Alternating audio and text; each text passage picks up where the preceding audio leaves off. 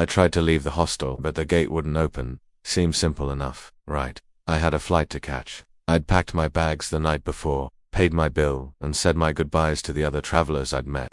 The sun was just starting to peek over the horizon, painting the sky in shades of orange and pink. I dragged my suitcase down the gravel path toward the big iron gate at the entrance of the property. I pulled on the heavy latch. It didn't budge. I pulled again, harder this time, putting my whole body into it. Nothing. It was locked solid. That's weird, I thought. The receptionist had specifically told me the gate would be unlocked from 5 a.m. for early departures. I checked my watch. It was 5:15. Maybe they were running late. I decided to walk back to the reception building. The lights were on, but the front desk was empty. I called out, "Hello? Anyone here?" Only the echo of my own voice answered. I tapped the little bell on the counter. The sharp ding echoed through the silent lobby. Still nothing. A little annoyed, I walked back to the gate. I'd just have to wait. I sat on my suitcase and scrolled through my phone. 10 minutes passed, then 20. The sun was higher now, and the birds were chirping.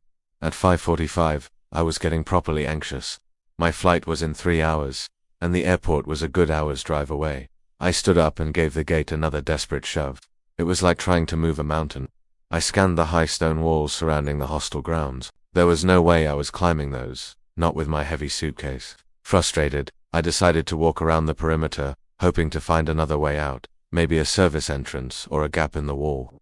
The hostile grounds were bigger than I'd realized, a sprawling garden with winding paths and overgrown flower beds.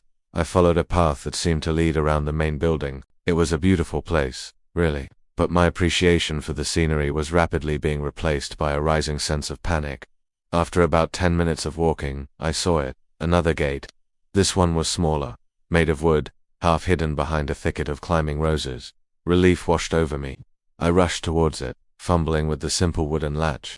It lifted easily, and the gate swung open with a soft creak. Freedom. I stepped through, pulling my suitcase behind me, and found myself standing right back on the main gravel path, facing the big iron gate I had started at. I froze. That wasn't possible. I literally just walked through a gate on the other side of the property. I spun around. The wooden gate I'd just come through was gone. There was just the solid stone wall, covered in ivy. My heart started hammering against my ribs. Okay, don't panic. You're tired. You're disoriented. You just got turned around. I took a deep breath and decided to retrace my steps, more carefully this time. I walked back towards the reception building, my footsteps sounding unnaturally loud on the gravel. I followed the exact same path I'd taken before, keeping the main building on my left. I walked past the same statues, the same stone benches, and then, there it was again. The small wooden gate, nestled behind the roses, looking exactly as it had before. My hands were shaking as I reached for the latch. I hesitated. This was insane. I took a picture of it with my phone, just to prove to myself I wasn't hallucinating. Then, I pulled it open and stepped through, and there I was, back on the main path. Facing the locked iron gate, my stomach lurched. I frantically checked my phone. The picture I took, it wasn't there. My photo gallery was empty. No, not just the picture, all my photos were gone. My entire gallery, wiped clean. A cold dread seeped into my bones. This wasn't just me being tired. Something was very, very wrong. I abandoned my suitcase and ran. I sprinted down the path, away from the gate, back towards the reception.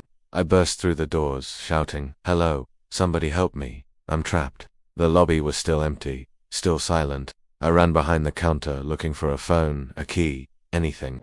I found a logbook lying open on the desk. I scanned the page. It was a list of guest names. My name was there, at the bottom, but the checkout date next to it wasn't today.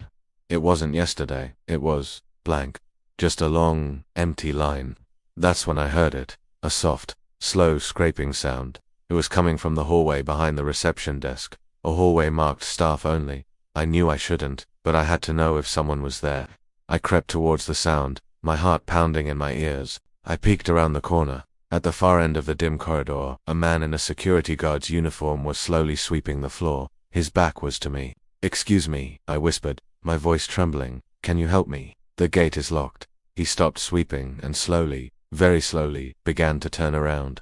The scraping of the broom stopped. The silence that followed was deafening. As he turned, the light from the lobby window caught his face, and I saw it. He was smiling. A wide, unnaturally cheerful smile. But where his eyes should have been, there were just smooth, undisturbed expanses of skin. No sockets, no scars. just a blank, seamless surface. I didn't scream. The sound was trapped in my throat, a choked, silent gasp. The smiling, eyeless man took a step towards me, and another. He didn't need eyes to see me. I could feel his gaze, a heavy, suffocating pressure. I stumbled backward, turned, and fled. I ran out of the reception, past my abandoned suitcase, back to the cruel iron gate. I shook it, rattled it, screamed until my throat was raw. It was useless. Defeated, I sank to the ground, my back against the cold iron bars. The sun was fully up now, mocking me with its warmth and light. I sat there for what felt like hours, a prisoner in a place I'd paid to leave.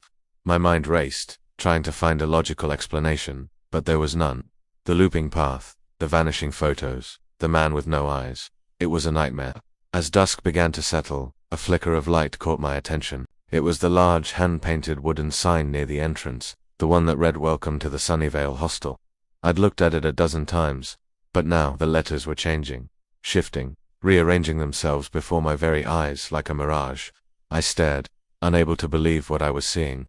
The words Sunnyvale Hostel dissolved, and new ones swam into focus.